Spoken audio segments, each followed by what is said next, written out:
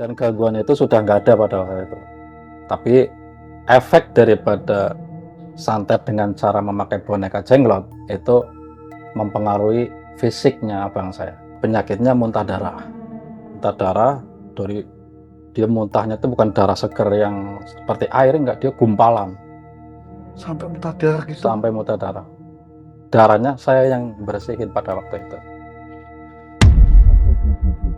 Saya baca doa dan tangan saya yang kanan itu nepuk keramik 3 kali, dia keluar. Dia keluar? Gitu ya, buntelannya itu. Heeh. Persis seperti buntelan mayit seperti itu. Yang dia punya, yang datang dari api saya kembalikan ke api, yang dari angin saya kembalikan ke angin, yang dari tanah kembalikan ke tanah, yang dari air saya kembalikan ke air. Lah kata teman saya, yang nyantet kamu tuh udah mati katanya. Wah yang benar, saya bilang gitu kan, berarti saya bunuh orang dong. Ya. Enggak lah, kamu nggak bunuh orang, itu bagus, malah justru kata teman saya. Kok bagus? Kalau nggak dibunuh, kalau dia nggak mati, dia akan terus nyantet orang.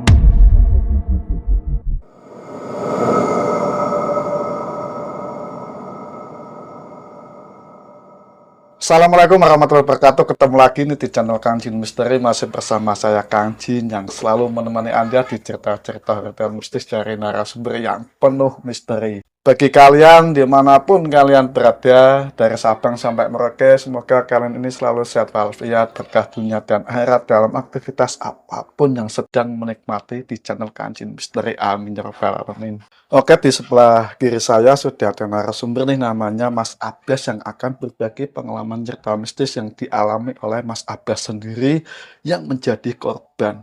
Dulu Mas Abbas ini bekerja sebagai jualan nasi goreng di pangkalan. Nah, di situ ada salah satu seseorang yang mungkin tidak suka ataupun iri dari dagangannya Mas Abbas. Dia sampai mengirim santet buntal mayat yang berbentuk pocong. Jadi ini sangat fatal sekali. Santetnya ini untuk mencelakai Mas Abbas, biar Mas Abbas ini nggak bisa jualan. Oke, seperti apa kisah ceritanya? Mari kita simak bersama. Siapin kopi. Kang Jin Misteri, kisah seram dari pelosok dunia.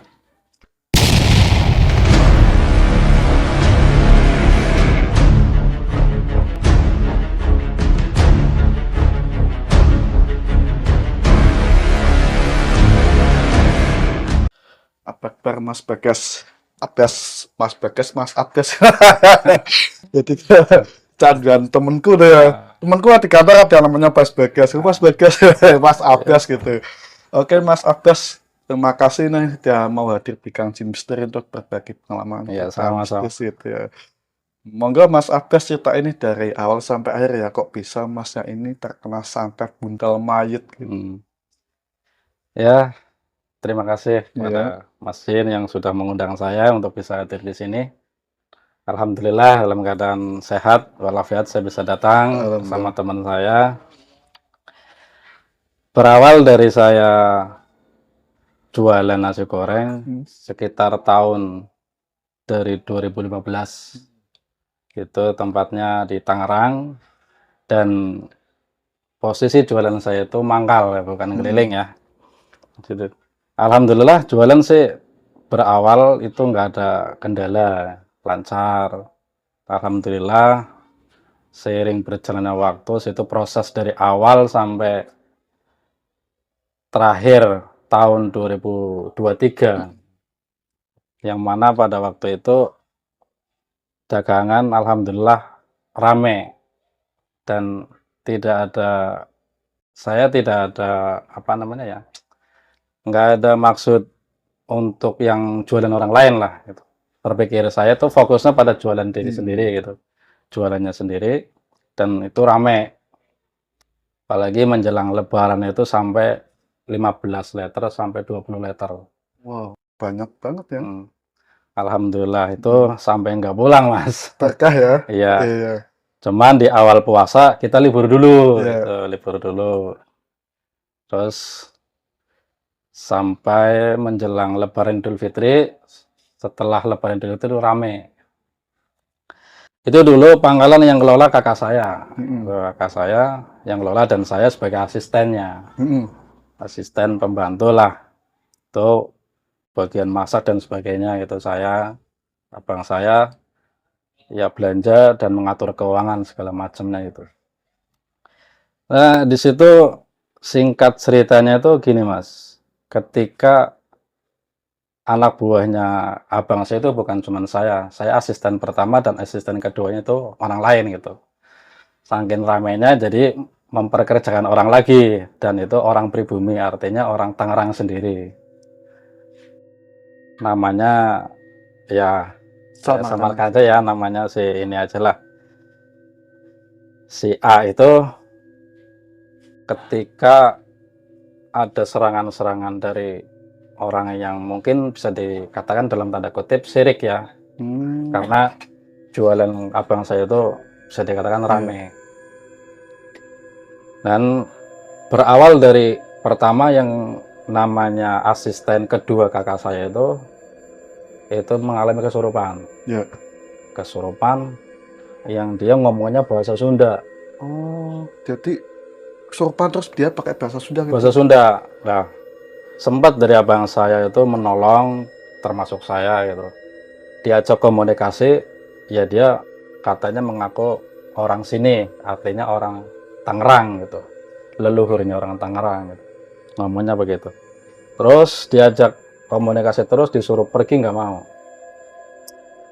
Lah akhirnya situ dari kejadian itu sampai akhirnya ditolong sama kakak saya dan saya juga itu begitu sudah ditolong udah nggak kesurupan lagi itu gantian sama yang lain yang nonton gitu yang nonton Pindah ya. karena itu kan rame dia ngamuk di dalam kontrakan segala macam sampai keluar kontrakan yang beli juga pada kaget itu kan pada waktu itu jadi rame jadi begitu sudah yang asisten kedua dari abang saya itu udah diobatin udah keluar udah nggak kesurupan dia nimbal masuk ke orang lain yang nonton gitu sampai gitu katanya tujuannya setelah ditanya yang kesurupan itu tujuannya memang ingin menghancurkan atau membuat usaha abang saya itu bangkrut gitu cuman tertolong mas artinya ya enggak sampai bangkrut lah jadi di handle sendiri diobatin sendiri sama anak buahnya juga tuh sampai akhirnya ya pulih lagi itu nggak ada gangguan cuman dari kejadian itu saya sama abang saya itu waspada kita harus waspada sudah ada terjadi seperti ini anak buah udah kesurupan dan nggak mau kerja lagi dan ya alasannya nggak tahu lah intinya nggak mau kerja dan akhirnya abang saya itu sekitar 3 bulan kemudian abang saya buka cabang mas buka cabang tepatnya di daerah masih di daerah Tangerang di daerah Cibodas daerah Cibodas tepatnya di daerah Cibodas dan abang saya mengelola tempat yang baru tempat yang lama di situ dikelola sama saya dan saya tidak mempunyai asisten gitu abang saya mengelola tempat cabang yang baru dan saya di tempat yang lama dari sekian lamanya saya mengelola tempat itu kejanggalan masih ada ternyata bukan cuman anak buah abang saya supaya kesurupan ternyata masih ada juga itu banyak sekali yang kejanggalan-kejanggalan di tempat jualan ada yang pembeli langganannya itu padahal saya warungnya buka nasi gorengnya buka tapi katanya nggak buka dilihat dari jalan katanya nggak jualan gitu lampu padahal nyala tapi tidak nyala kata dia gitu kakak saya mulai saya kan kalau ada kejanggalan seperti itu yang dari pelanggan kan saya diskusikan dengan abang saya dan masa ya udah nggak usah inilah yang kita berpikir positif aja nggak berprasangka buruk kepada orang lain kita jualan yang penting kita jualan nggak istilahnya nggak nakal ke jualan orang lain lah tapi tetap situ ternyata masih banyak mas Waktu itu saya bangun tidur habis subuh malah. Saya habis sholat subuh, saya keluar beli rokok ke warung sebelah. Pulangnya itu kan udah agak pagi lah, udah ini. Di bawah gerobaknya itu ada tanah liat dibikin bulat. Itu tiga macam. Berarti kan jenis kuburan itu ya? Nggak tahu itu tanah dari mana, saya nggak tahu. Itu tanah dibikin bulat seperti bola kaki. Kayak buat ganjel mayat nih. Seperti itu ada tiga macam. Iya. 2 taruh di bawah gerobak dan yang 1 di tempat makan pembeli, di meja makan di bawah itu. Masa lihat sendiri? Saya lihat sendiri dan saya foto ke abang saya. Ya. Kata abang saya, udah buang aja. Dibuang, udah dibuang.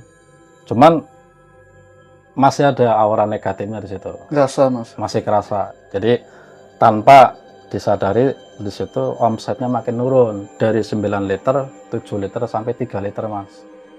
3 liter. Masa ya kita jualan mau kayak gini terus? Ayolah kita usaha, diapain kayak diobatin ibaratnya gitu.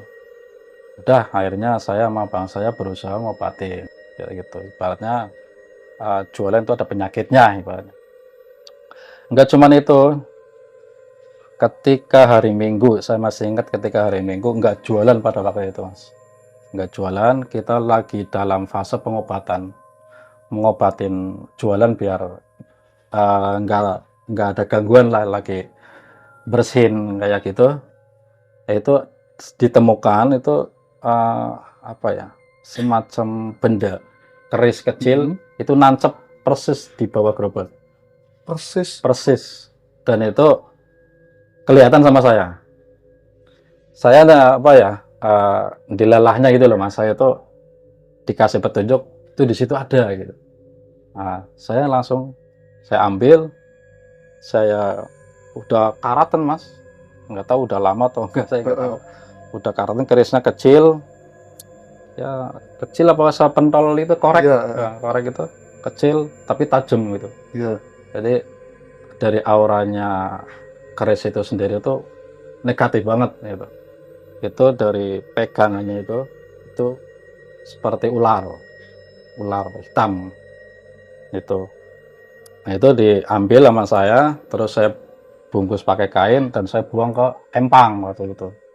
Pas dipegang ada rasa apa? Ada energi apa? Ada, itu energinya kuat banget. Itu energinya kuat banget. Kalau yang nggak kuat megang itu ya bisa, ya itu kan tujuannya buat supaya dagangan nggak kelihatan buka tapi nggak kelihatan buka gitu. Dan seperti itu. Dan saya sendiri dari sekian banyak gangguan seperti itu yang ditaruh-taruh dari orang yang nggak suka itu banyak, sampai saya tuh selalu dikasih mimpi. Dikasih mimpi gitu. Nah itu yang terjadi di itu mas, di Pangkalan. Terus belum lagi itu belum dibuang doang, itu belum sempurna hilang. Sampai akhirnya abang saya sama saya tuh ngadain pengajian di situ. Dalam artian ya semacam doa lah, doa bersama di situ. Alhamdulillah sampai di capretin garam, air putih dari doa gitu kan. Alhamdulillah mas. Jadi naik lagi tuh dagangan. Kurang lebih selama 1 tahun itu dihajar terus. Terakhir ya itu. Nah dari itu yang barang-barang kiriman dari orang itu banyak. Terus saya manggil kakak saya, Semban kalau bisa 3 hari jangan jualan di sana, kita fokus di sini dulu. Abang saya mau, dah kita hadapin berdua. Ketika saya nggak jualan, abang saya nggak jualan, minimal 3 hari. Itu belum sampai 3 hari, saya ngadain mengaji di situ. Jam 1 malam, bertepatan jam 1 malam, itu terdengar suara ledakan di atas kontrakan, seperti ban bocor. Dar, keras banget. Aku pikir ada genteng yang pecah atau ada yang lempar apa sesuatu, itu enggak ada. Ternyata itu adalah benturan dari doa dengan energi yang gaib itu bertabrakan. Ya. Nah itu. Pada waktu itu saya tuh nggak berprasangka kepada atau saya nggak nuduh si A atau Ya. nasi goreng si A atau dan sebagainya. Namanya jualan di situ memang ada persaingan, ada nasi goreng di sebelah kiri saya itu udah 3 orang. Ya. Jaraknya kurang lebih 500 meter. Sebelah kanan ada juga sekitar 500 meter. Tetapi setelah kita mengadakan doa di situ, seperti apa ya? Seperti gangguan itu tuh kembali kepada yang mengirim gitu. Ya saya sih nggak suudon kepada pedagang lain ya, tapi bukti nyatanya tidak lama pada gulung tikar sendiri mas. Dia ada nasi goreng, namanya nasi goreng apalah gitu ya ada, itu sampai dia itu akhirnya bangkrut sendiri, itu sampai dia gulung tikar nggak kuat, ngontrak lagi nggak kuat, memperpanjang lagi. Gitu.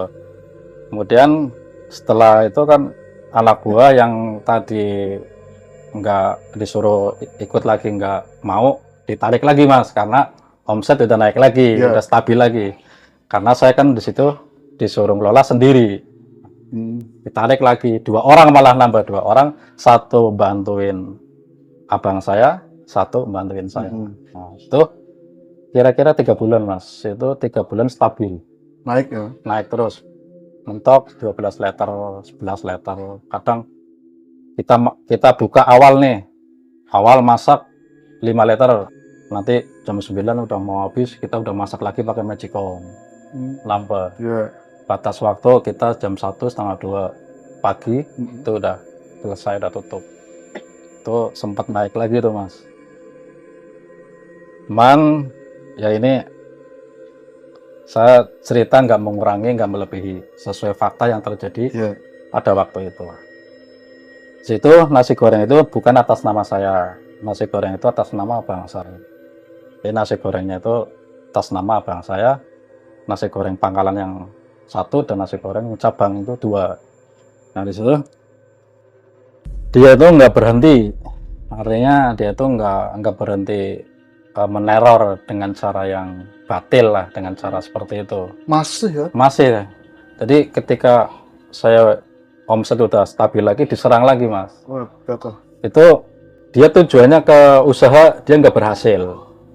Tapi ketika dia berusaha untuk meneror atau katakanlah menyantet, salah satunya itu anak buah abang saya sampai sakit sampai itu.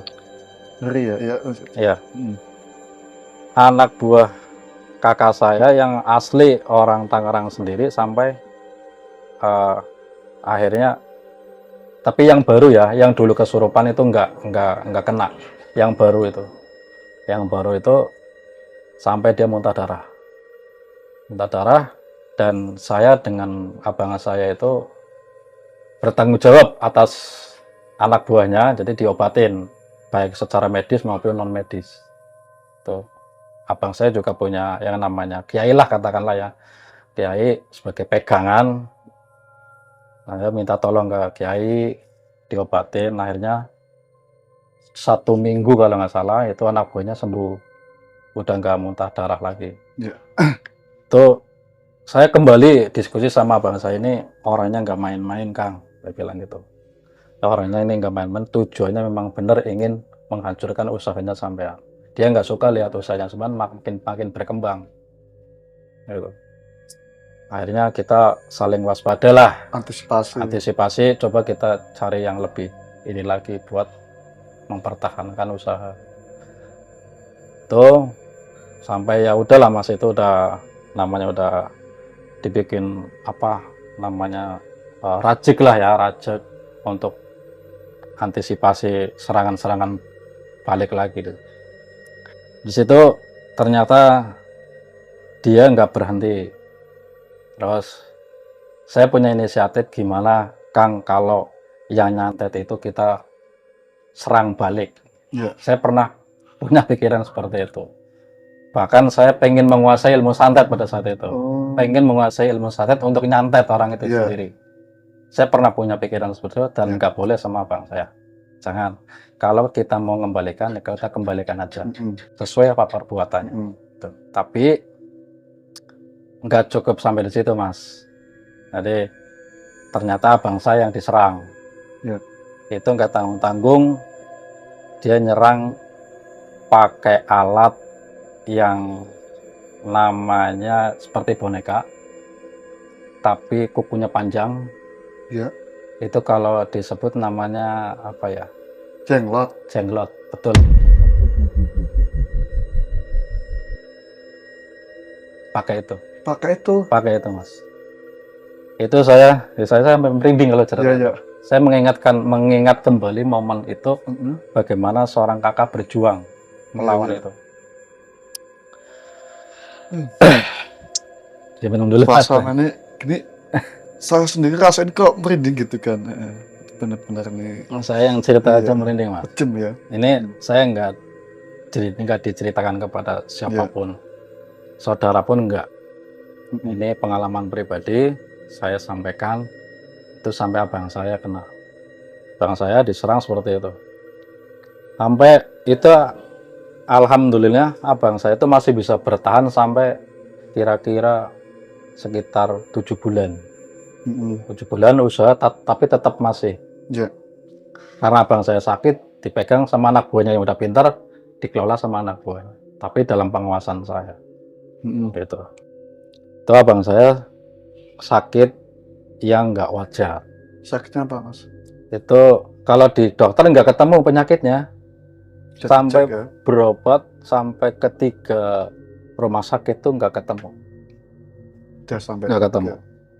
Sampai akhirnya saya diskusi dengan Pak Kiai, situ Pak Kiainya juga menyarankan ya segala sesuatu yang sudah terjadi kita kembalikan kepada Yang Maha Kuasa, kepada Allah.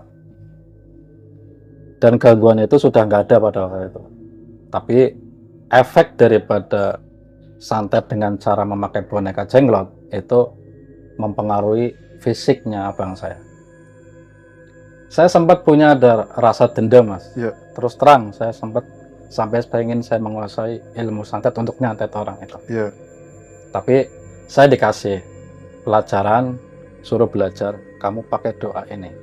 Dan orang yang nyantet kamu akan mengalami hal yang sama, bahkan lebih parah. Gitu.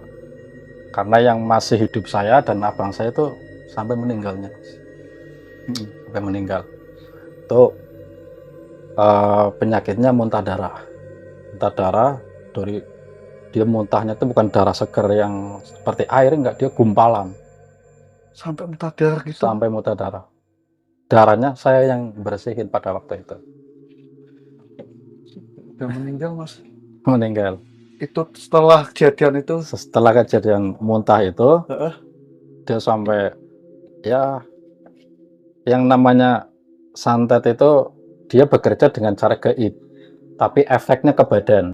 Ya. Badan penyakit santet itu dianalisa di dokter, dicek dokter manapun nggak bakalan ketemu penyakitnya. Malah bukan sembuh tapi malah lama. Ya. Setelah saya ketemu sama orang yang bisa membersihkan serangan santet itu, tinggal efeknya. Gangguannya itu jenglotnya udah nggak ada, sudah dibalikin waktu itu sama dukunnya, dan dukunnya kata Pak Kiai itu udah nggak bisa ngapa-ngapain. Ya. Jadi semakin dia nyantet, dia balik sendiri pada waktu itu. Dan apa ya, abang saya sebenarnya dalam masa pemulihan pada waktu itu. Ya. Pemulihan karena fisik sudah kena sampai apa namanya, dia batuk gitu. Batuk, makan udah nggak kerasa apa-apa gitu. Cuman pada waktu itu saya udah berusaha, udah ikhtiar berobat secara non medis juga ya, medisnya juga ya pada waktu itu sampai terakhir pada hari Minggu kalau nggak salah, hari Rebo abang saya itu manggil saya sambil batuk. Ketika batuk dia langsung keluar gumpalan darah, Mas, langsung jatuh di lantai. Itu bukan darah seger yang itu, bukan, tapi darahnya gumpalan gitu, kental ya, kental itu langsung keluar dari mulut. Waktu itu langsung saya bawa ke rumah sakit. Di rumah sakit dicek secara ilmu kedokteran tuh nggak ada yang rusak, Mas, nggak ada yang luka, Masih normal. masih normal. Itu yang saya heran di situ. Makanya saya waktu itu keyakinan ini bukan penyakit wajar. Saya tahu cerita kayak gini ya berdasarkan dari narasumber orang yang menangani abang saya. Saya sendiri juga nggak mampu pada waktu itu. Saya sendiri nggak mampu. Nah itu sampai abang saya meninggal. Ya semua itu saya ambil pelajaran bahwa semua itu takdir dengan jalan yang berbeda. Itu adalah cara saya supaya saya nggak mempunyai rasa dendam. Pada waktu itu memang saya punya, Mas, punya rasa ingin mempelajari ilmu tersebut dan membalas pada waktu itu. Marah ya? Ya secara nggak langsung saya marah dong, ya kan? Kenapa sih orang sebaik itu kok? Nah dengan cara seperti itu, nah itu. Padahal jualan kita biasa-biasa aja, nggak ngerecokin jualan orang lain lah pada waktu itu. Sempat berkembang, sempat bercabang itu nasi gorengnya. Saya yang di situ juga dan lama lah pada waktu itu saya ikut abang saya. Dan sebelum meninggalnya ya sempat ngomong kalau nasi goreng itu dikelola sama saya waktu itu. Dan itu udah turun, Mas, udah sampai 2,5 liter. Ya. Karena sambil berobat sih, jadi nggak fokus ke jualan gitu. Jadi saya fokus ke abang juga, jadi kan saya nggak fokus gitu. Itu sampai meninggalnya itu seperti itu. Dan kata itu memang benar kalau abang saya itu disakiti dengan cara memakai boneka jenglot itu. Ya. Dan ciri-cirinya itu saya tahu betul. Salah satunya orang kena penyakit non medis atau penyakit yang nggak wajar itu kita membuktikannya dengan cara kopi hitam. Kopi hitam itu misalnya seperti ini, Mas, ya. Maaf ya. Ini kopi hitam, kita bikin kopi hitam seperti ini dan misalnya airnya segini nih, segini. Kita kasih namanya tanda, dikasih pulpen atau spidol ya standar. Untuk membuktikan orang itu kena santet atau tidak itu dengan cara kopi aja. Kopi kita taruh sebelum maghrib di tempat dia tidur. Nanti sebelum subuh kita tengok pasti berkurang. Kalau berkurang itu kena santet atau kena penyakit yang diguna-guna. Gitu.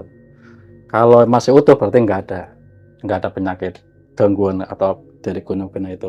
Terus kok bisa berkurang? Diserap siapa? Diserap energi yang itu tadi, energi yang energi santet. Santetnya itu, ya pengirimnya itu. Itu dalam wujud yang berbeda-beda. Tuh, tujuannya memang seperti itu. Sempat saya sih sedikit mempelajari, Mas. Jadi ilmu santet itu memang pada waktu itu bukan hanya ingin saya itu, teman saya sudah sempat mempelajari.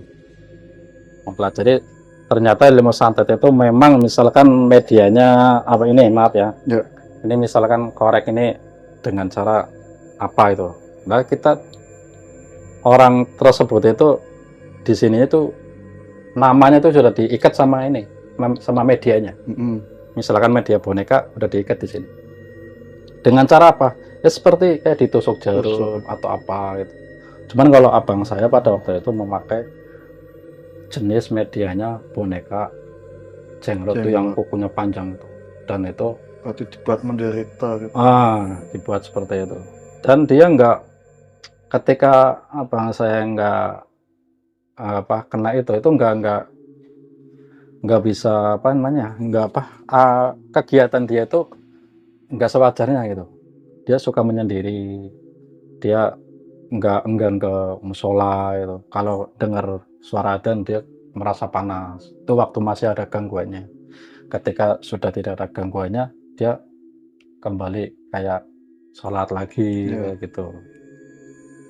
Ya semua itu saya ambil hikmah itu adalah jalan takdirnya kematian abang saya. Dan itu pengalaman terpahit saya itu.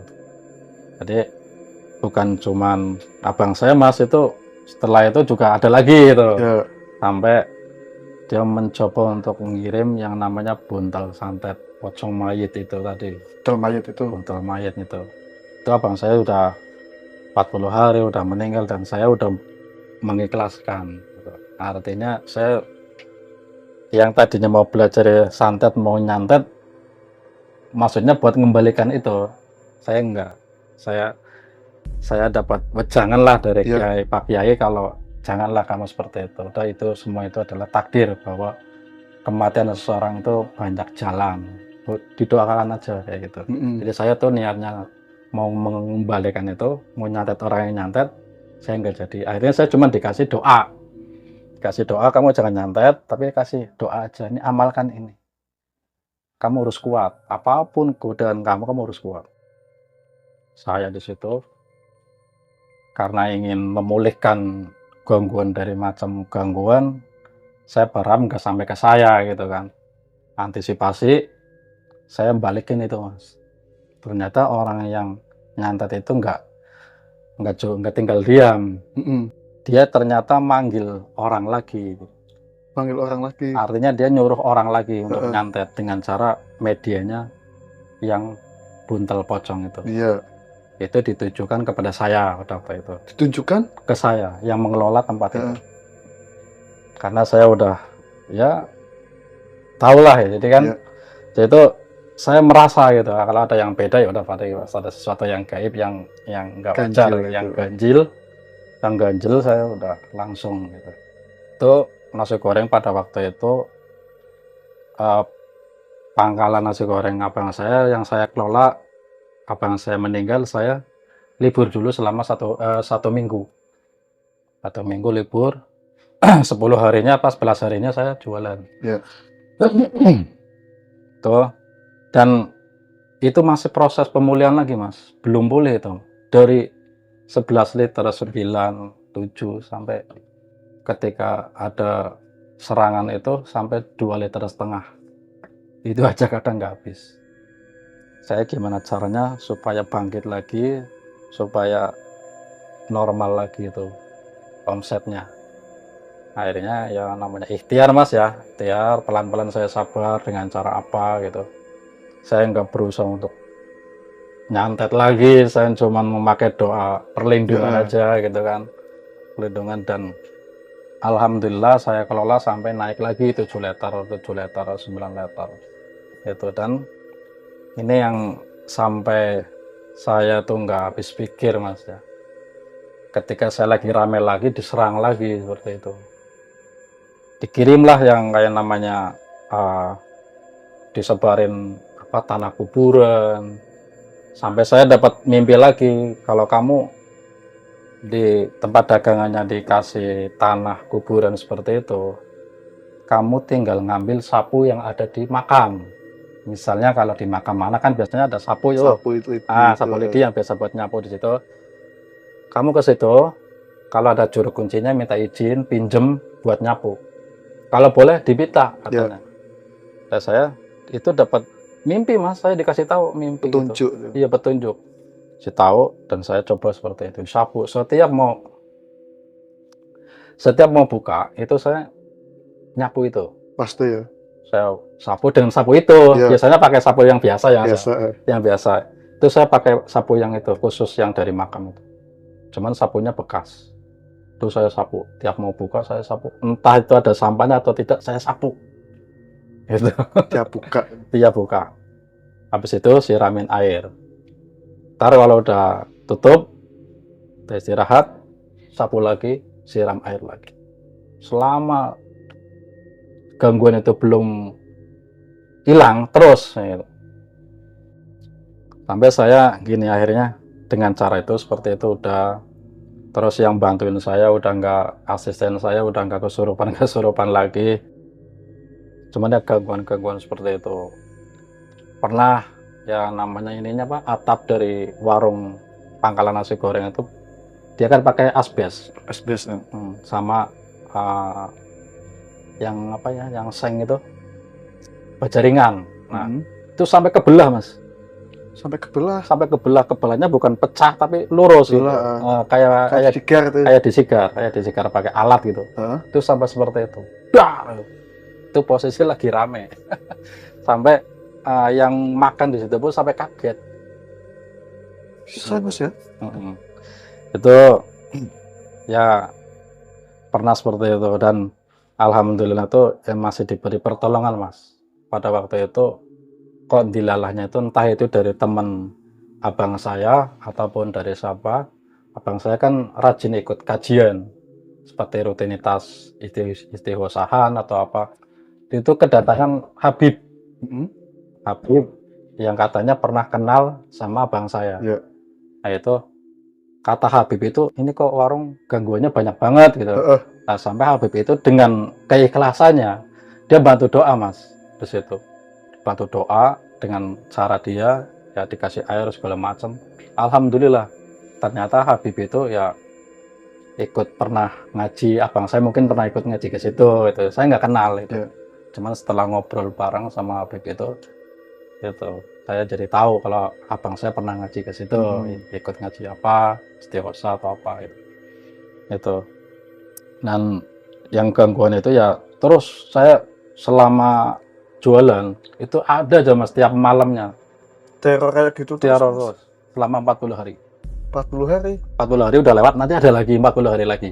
ganti lagi. Iya, dengan cara yang berbeda. Terus Saya capek boleh kan, Mas? minta tisu nggak Mas? Tisu. Ambilkan tisu Mas. Tisu. Panas banget ini.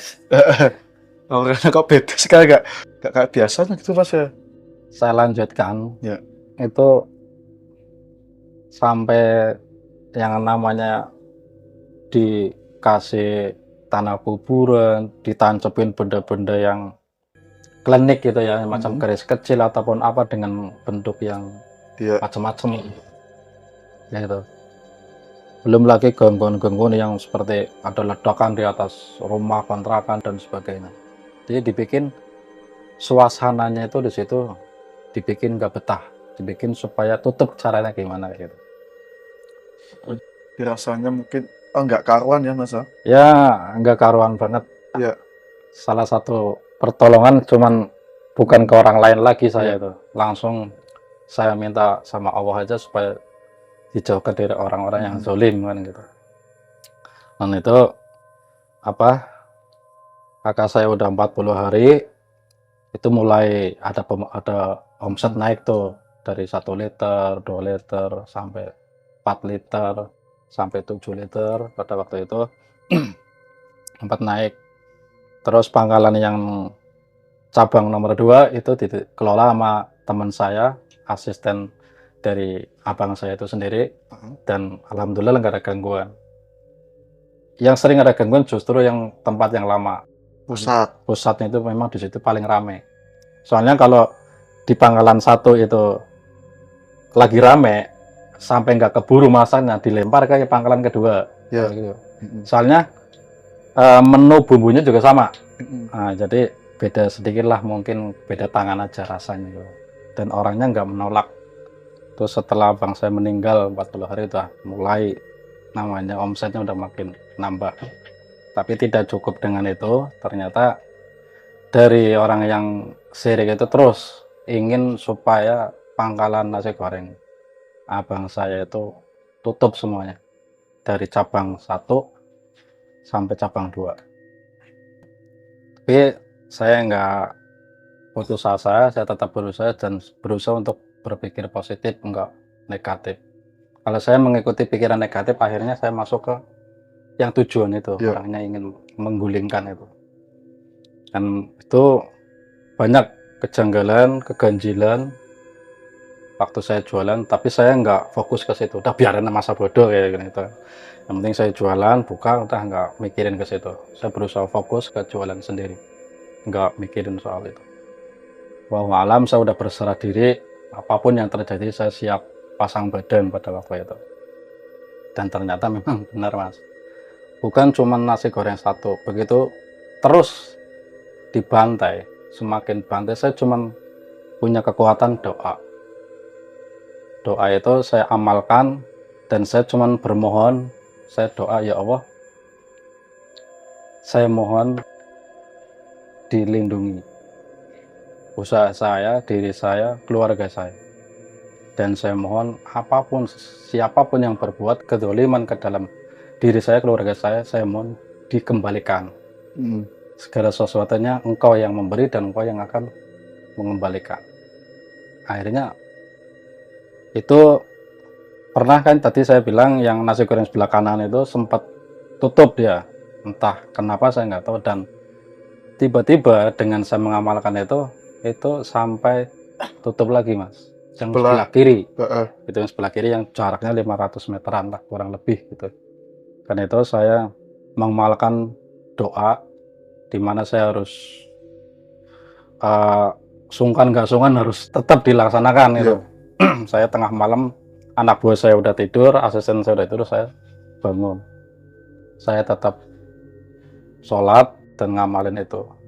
Itu sampai saya berpikir gini, ya Allah, kalau ini terus-terusan begini dan dia nggak merasakan hal yang sama, ya saya akan terus dibantai. Akhirnya saya amalkan doa itu, Mas. Yang namanya kembalikanlah dari sesuatu yang datang yang berbuat zalim, saya kembalikan kepada yang berbuat. Dan ternyata dijabah pada waktu itu dalam waktu 7 hari. 7 hari saya ngelakuin amalan itu dan saya sampai gejuk bumi, Mas. Gejuk bumi. Gejuk bumi. Saya habis sholat, saya berdiri baca doa dan gejuk bumi 3 kali. 3 kali itu saya berasa di tempat yang saya buat sholat itu berasa goyang. Kayak gempa itu? Seperti itu. Dan ternyata paginya begitu selesai itu, nasi goreng yang sebelah ada aja musibah. Seperti kompornya dia itu meledak. Sampai kebakar gerobaknya. Sampai kebakar. Setelah Mas gejuk bumi gitu? Paginya itu. Iya. Kan dia kan nasi goreng kalau masak kan pagi jam 9, nanti selesai sorenya kan buka. Nah itu pas lagi dia masak. Pas. Saya nggak perlu sebut nasi goreng apa, tapi yang jelas itu sampai terjadi. Saya sempat dalam hati saya, siapapun yang berbuat akan mengalami hal yang sama. Dia berbuat apa, semakin dia berusaha untuk menjatuhkan, semakin dia jatuh. Akhirnya saya nggak memakai doa-doa amalan-amalan itu, cuman dengan doa saya sendiri, kayak gitu. Dan ya mana ya, itu sekitar tahun 2017-an. Tahun 2017 sampai awal-awal corona tuh sudah nggak ada. Ini kelanjutannya tadi itu saya dapat mimpi juga, kamu harus waspada, nanti ada serangan lagi.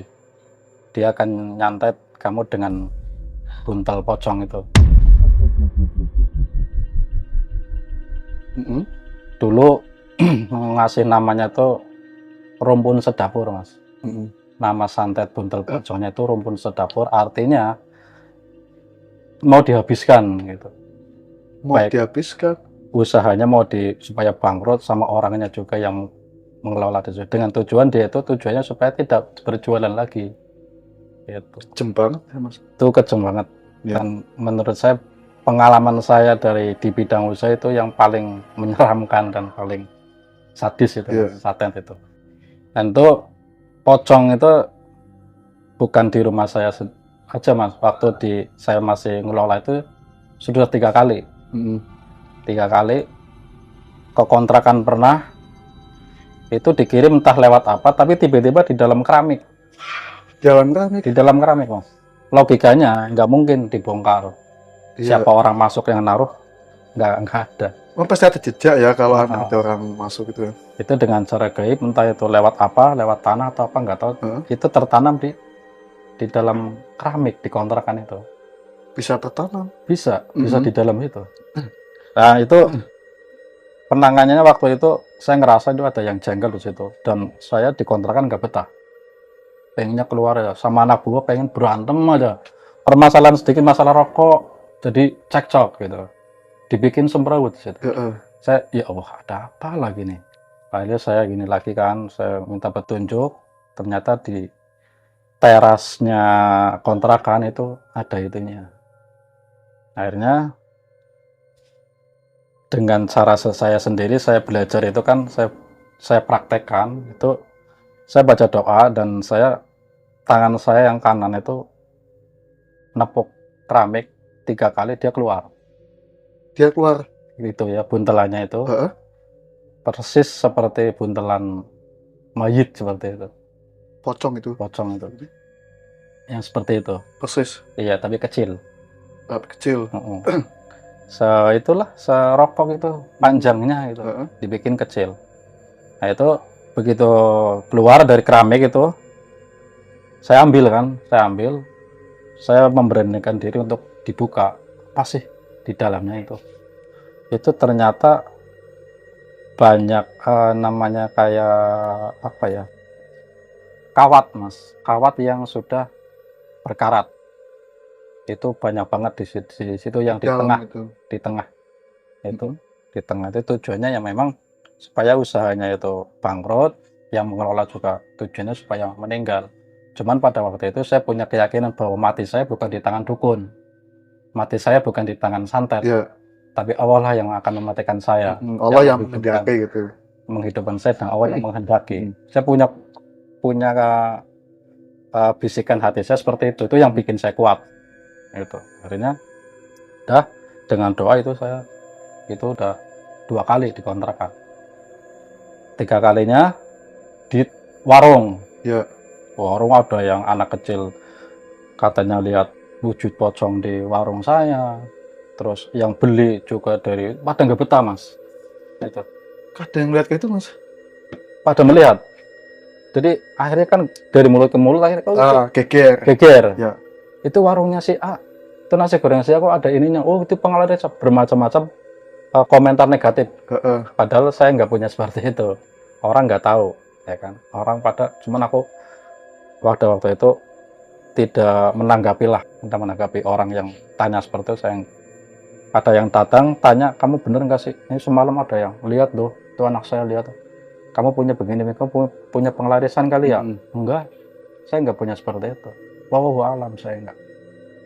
Demi Allah saya nggak punya seperti itu. Oh berarti ada yang sirik kamu jualannya. Itu ya. Yang di gerobak di tempat jualan ya seperti itu, Mas. Di tempat jualan di bawah kompor. Di bawah kompor. Kompor kan ada 2 buat masak. Itu di bawah, tapi di tanah. Itu. Sampai di bawah kompor. Sampai di bawah kompor. Akhirnya dibalikin lagi. Diambil lagi sama saya buang lagi, saya bakar malah, Mas. Saya bakar. Saya buka, saya bakar. Saya bakar. Jadi waktu saya membakar itu kayak ada suara yang minta tolong, kebakaran kepanasan. Gitu. Suaranya tuh seperti apa, Mas? Cewek atau cowok, Mas? Ada yang cowok, ada yang cewek, tergantung bentuk daripada buntelan itu. Panas gitu. Kepanasan dia. Jadi dibakar saya bakar pakai korek, udah bakar aja udah.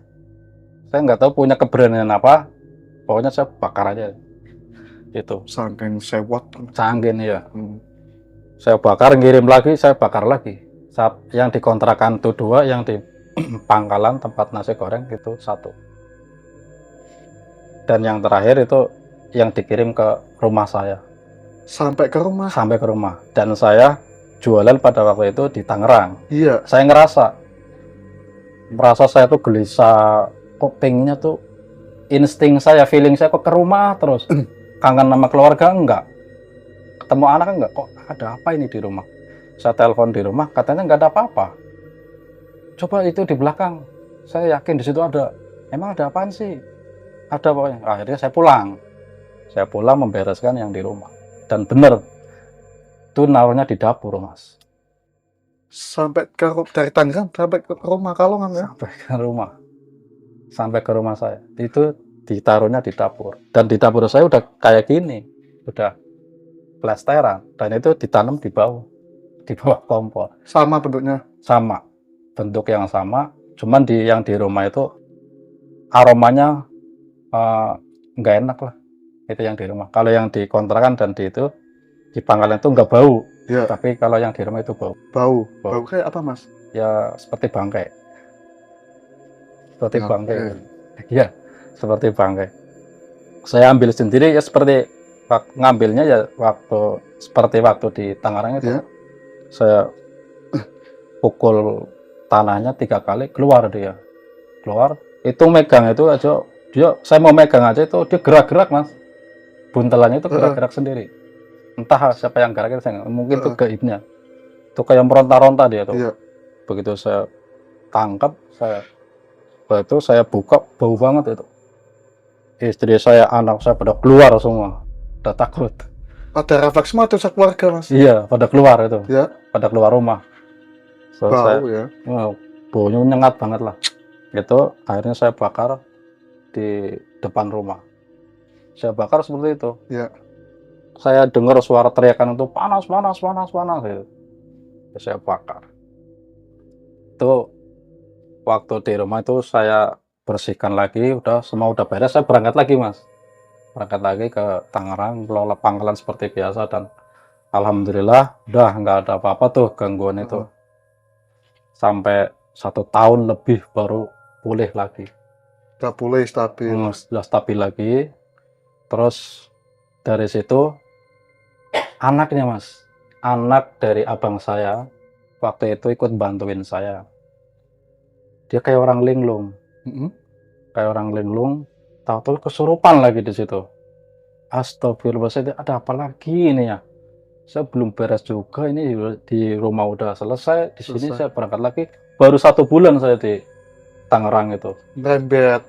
Jadi ke anak dari abang saya itu kan bantuin pas lagi rame, dia nggak kerja, malam minggu dia bantuin.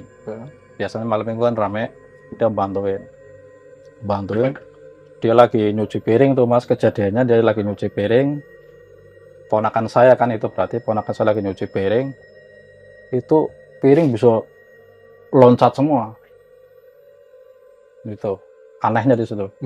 Lah, ponakan saya tuh teriak, tolong, sampai minta tolong, sampai masuk ke kontrakan. Di kontrakan dia kesurupan mas. Di kontrakan dia kesurupan, ngomongnya bahasa orang Jawa Barat, orang Sunda. Sama tuh ya. Sama kejadian itu sama yang anak buahnya saya yang pertama itu. Terus saya harus gimana ya Allah, kan? Akhirnya saya obati tuh yang kesurupan itu ponakan saya, dan alhamdulillah udah tertolong. Udah, kamu tuh harus banyak sholat, banyak sholawat, udah gitu aja. Dia jadi takut mas, ponakan saya mau bantuin jadi takut lagi. Akhirnya saya ngomong tuh, jangan takut lah gitu. Udah, yang penting sholat, yang penting zikir, udah gak usah berpikir yang negatif. Kalau ada urusan seperti itu ntar sama om aja, saya bilang gitu. Saya ngomong kayak gitu supaya ponakan saya itu tenang gitu, maksud saya gitu. Dan alhamdulillah sampai sekarang udah nggak ada. Itu memang sampai saya itu udah puncak kesabaran saya, udah sampai puncak.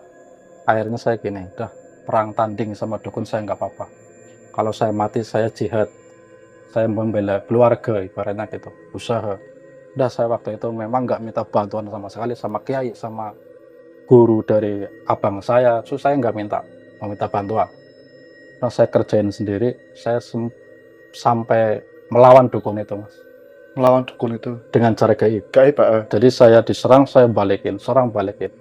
Sampai saya gini, ya Allah, semakin saya mohon, semakin dia berambisi ini untuk menghancurkan saya, tolong hancurkan kembali. Cuman pakai doa itu aja saya. Ya Allah, hancurkan ya Allah, hancurkan.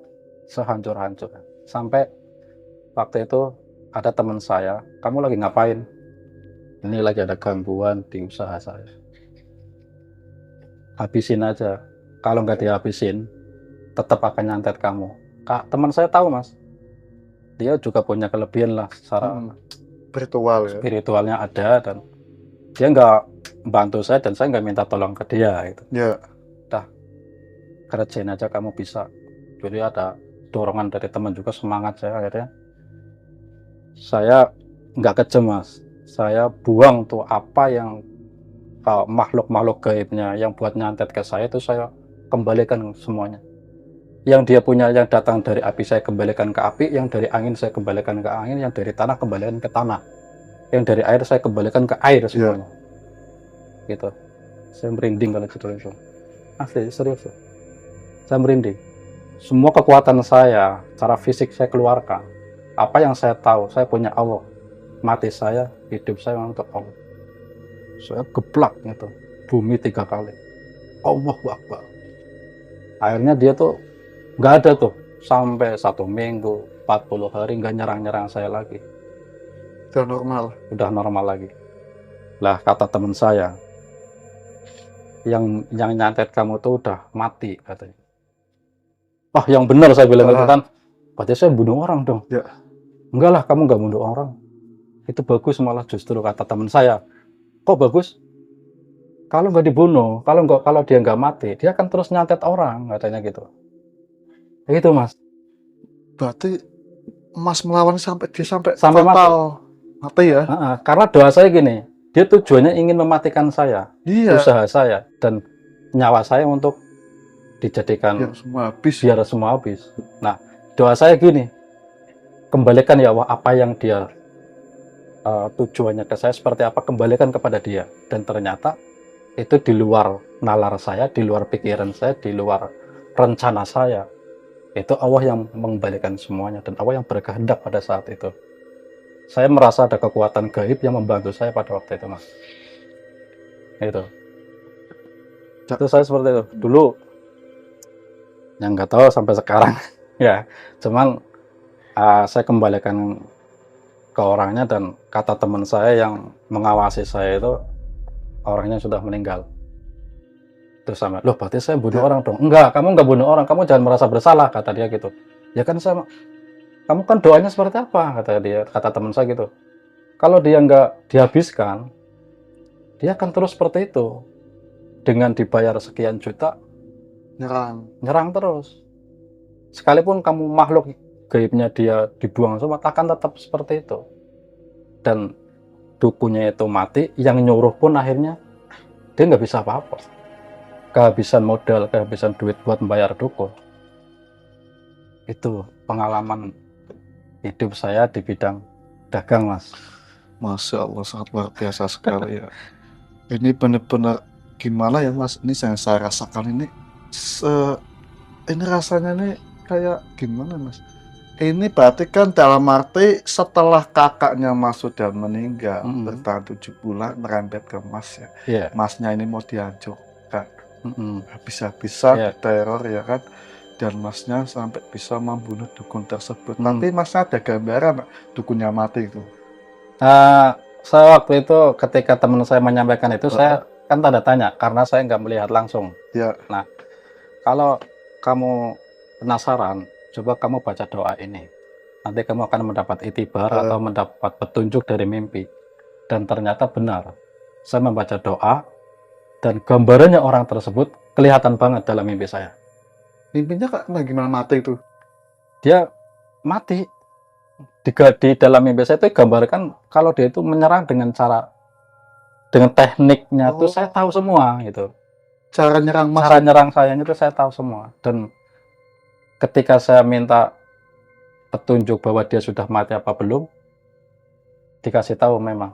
Oke, secara gamblang gambarannya fisiknya kayak apa mas dukunnya mas? Pakaiannya dan juga ritualnya kayak apa?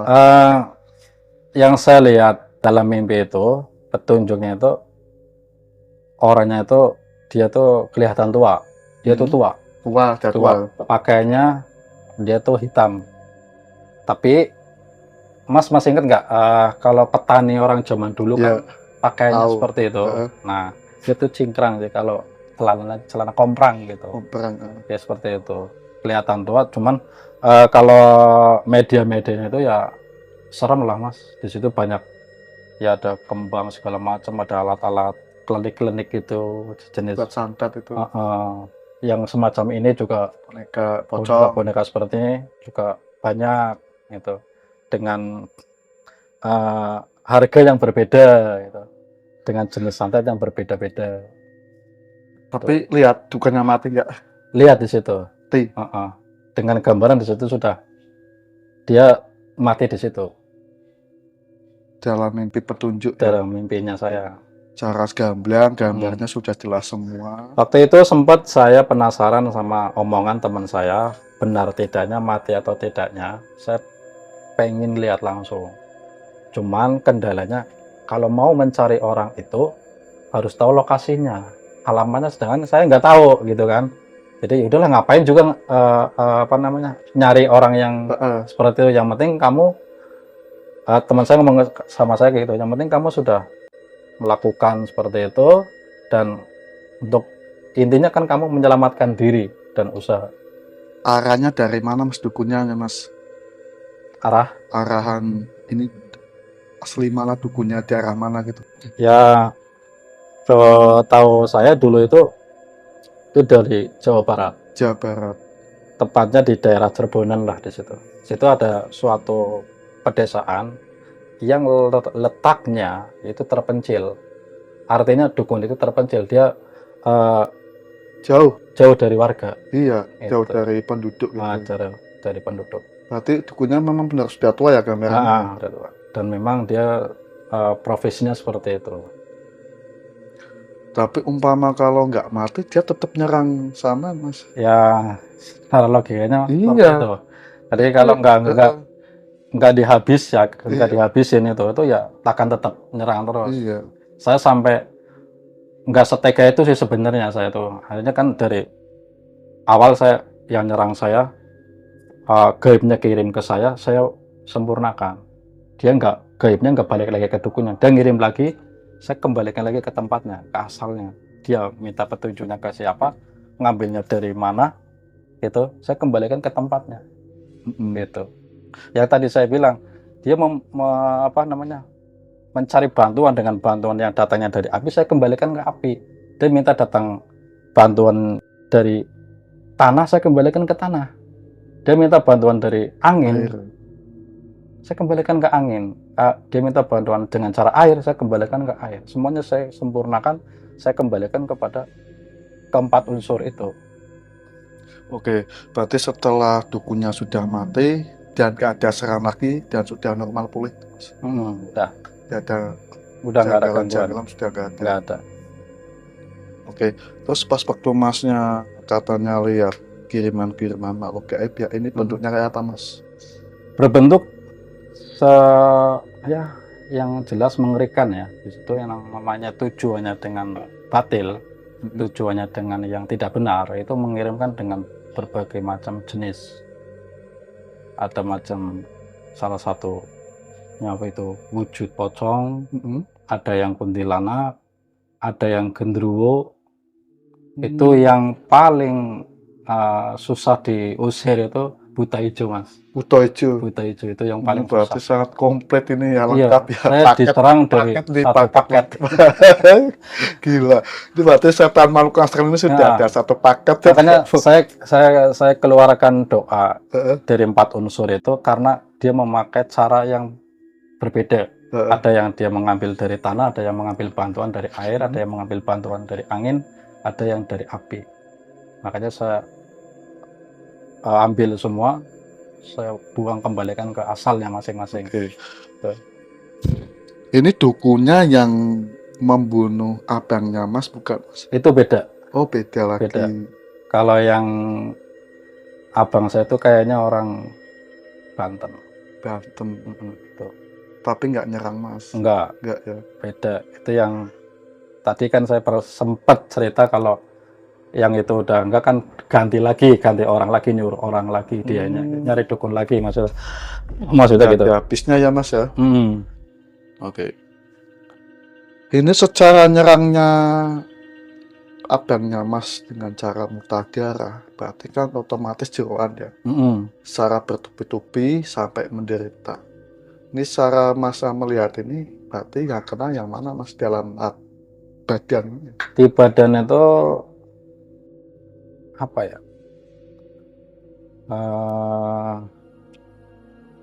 Di paru-paru kayaknya Mas. Hah? Di paru-paru. Paru-paru, tapi ada benda-benda nggak Mas? Nggak ada sih. Di ronsen nggak ada. Nggak ada ya? Itu efek daripada serangan yang gaib itu. Dari dukun. Itu abang saya sih sebenarnya, saya udah ngingetin, Bang, waktu itu kan sempat dibawa pulang berobat di rumah. kan udah mendingan tuh gangguannya sudah nggak ada. Sampean jangan ikut ke Jakarta lagi, ke Tangerang lagi. Nanti kalau sudah pulih baru berangkat. Tapi kakak saya ngeyel. Dia nggak taunya berangkat ke sana sama istrinya itu loh. Nah, baru di sana baru 1 minggu itu kejadian lagi. Gitu. Entah itu diserang atau efek daripada itu. Kalau saya lihat sih efek dari serangan itu kan, jadi serangan yang namanya santet itu berbentuk gaib. Setelah mengena ke badan, dia cabut, gaibnya cabut. Nah, di situ kan udah luka. Ya, Nah, itu di situ, lukanya di situ. sangat berbahaya sekali, Mas. Itu sangat Mau lapor berbahaya. polisi tapi nggak ada bukti Nggak ya. ada. Susah ya. Itu Sangat masalahnya. gaib ya. Makanya ya kita mengantisipasinya dengan cara serangan gaib kita dengan gaib. Itu beda dengan fisik. Kalau fisik gitu. Ini secara fisik, badan, terus wajah, kayak apa Mas setelah kena serangan jeroan paru-paru, muntah darah gitu? Ketika gaib itu nyerang ke badan, itu kan berarti ada penyatuan, menyatu ke badan orang tersebut, orang yang kena santet. Itu berbeda Mas wajahnya. Ada 2 wajah. Ya. Wajahnya orang secara lahiriah dan wajah yang gaib, yang mengerikan itu. Makanya ketika diobati, kan gaibnya nyingkir tuh. Nah itu berbeda lagi. Nah setelah itu abang saya waktu itu dikasih perlindungan biar nggak keserang lagi. Cuman ternyata fisik lah yang kena itu. Tuh sempat nanti di paru-paru dia tuh Iya. kena. Kejam banget Mas lewat secara halus dari belakang ya. Berat badan abang saya itu dari sekitar beratnya 70 sampai sekitar 30 kiloan. Kurus banget sampai. Lurus banget sampai 30 kilo. Kulit sama tulang doang, tapi masih bisa bertahan pada waktu itu, bisa jalan gitu, masih bisa mengendarai motor. Iya, iya. Gitu. Kita 7 bulan ya. 7 bulan. Oke, pas waktu muntah darah ini kental, warnanya merah Bukan merah lagi, itu udah coklat malah. Udah coklat. Coklat tapi baunya udah apa? Busuk, bau busuk. Bau busuk. Bau busuk. Dan sempat dibawa ke rumah sakit, begitu di ronsen tuh nggak ada lukanya Mas di situ. Iya. Herannya di situ. Iya. Saya sampai ngomong, Bu dokter ini abang saya tuh muntah, darahnya masih ada di sini. Dibawa ke rumah sakit masih ada darahnya. Tapi Mas ini di ronsen nggak ada yang luka, nggak ada apa ini. Gitu. Itu sadisnya di situ. Anehnya di ronsen di foto secara medis tuh biar kelihatan tuh nggak ada luka sama sekali. Kenapa nggak dibentangi Mas badannya Mas? Itu sudah. Oh sudah. Tebal. Sudah. Itu mungkin keteledoran sama abang saya. Yang namanya dia itu pengen sembuh tapi nggak sabar. Itu gangguannya udah nggak ada pada waktu itu. Tinggal pemulihan. Pemulihan secara fisik lah. Iya. Gitu. Makan mie aja udah banyak. Saya sudah ini makannya aja udah banyak itu kan cepat sembuh lah itu. Cuman ya dia kalau nggak salah minum itu extra jos, malamnya minum extra jos ketika pagi itu. Tapi bukan berarti kematian itu karena extra jos, bukan ya. Iya. Sebelum meninggalnya gitu. Oke, mudah-mudahan ibadah diterima ya Mas ya. Dalam keadaan husnul khotimah. Jadi bisa dibilang takdir tapi kan secara meninggal nggak wajar ya Mas ya. Iya, betul. Terus ketika sudah habis semua menyerang abangnya Mas, terus masanya jadi korban berikutnya. Gitu. Habis sampai ke rumah nyerangnya ya. Iya, betul. Dan setelah dikabarkan dukunnya sudah mati dan sampai sekarang nggak ada serangan lagi Mas. Nggak ada. Alhamdulillah Mas. Nggak ada. Berarti cukup ya Mas.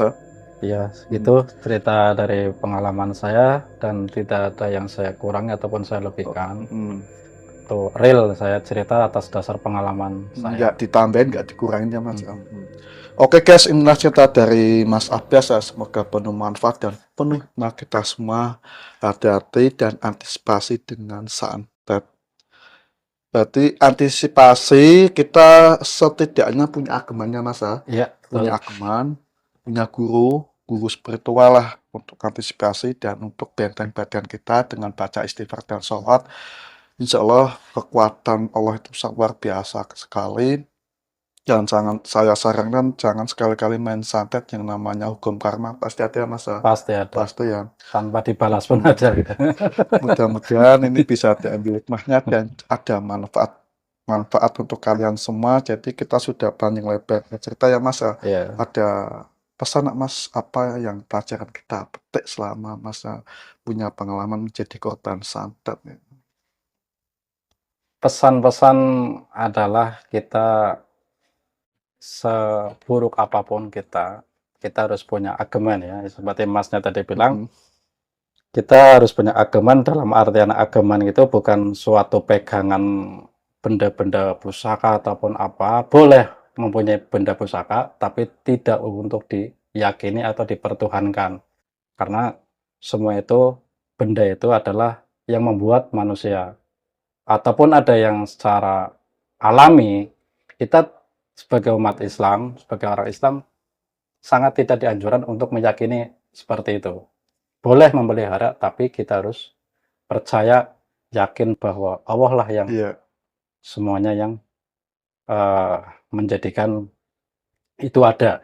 oke, Artinya, saya pesan-pesan itu ya segala sesuatunya kita apa yang kita hadapi itu kita harus berserah diri kepada Allah, kita minta petunjuk kepada Allah dan kita selalu mendekatkan diri kepada Allah mhm, dengan sholat dan doa. doa ya. Iya, Lupa Mas ya? ya cukup. Oke, mau tanya sedikit Mas, berarti cuma pakai doa tadi ya, Mm-mm. doa-doa Amalannya. untuk menghindari santet dan Mm-mm. melawan sendiri ya Iya, tanpa bantuan orang lain iya, dan percaya dengan kekuatan Allah ya. iya itu Oke. dengan keyakinan.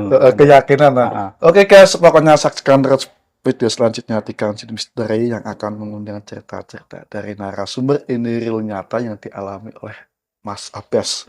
Oke, tentang santet, mudah-mudahan teman-teman dimanapun kalian berada, pokoknya antisipasi punya ageman, apapun itu bentuknya, yang penting jangan sampai syirik ya Mas atau Iya, musyrik ya. betul. Jadi kita tetap saya yakin kepada Allah Subhanahu wa taala, jimatku namung iman yakin dumateng kuasaning Allah taala. Kekuatan sebesar apapun tidak ada yang bisa melebihi kekuatan Allah Subhanahu wa taala. Kita jangan menyerang balik atau dendam ya Mas ya. Betul. Ini dari ini ini banget Mas. Ini yang dialami oleh Mas Abbas ini kan Mas Abbas ini nggak dendam tapi untuk mengembalikan. Iya, Tak Allah berkehendak lain dukun sampai tewas. Kesan luar biasa. Ini kekuatan Allah yang sangat nyata. Kekuatan sebesar apapun tidak ada yang bisa melebihi kekuatan Allah Subhanahu wa taala. Dan nyampe sini saya pamit Kanjeng Misteri Kesah Seram dari pelosok dunia. Setelah ini saya akan podcast lagi dengan Mas Abbas.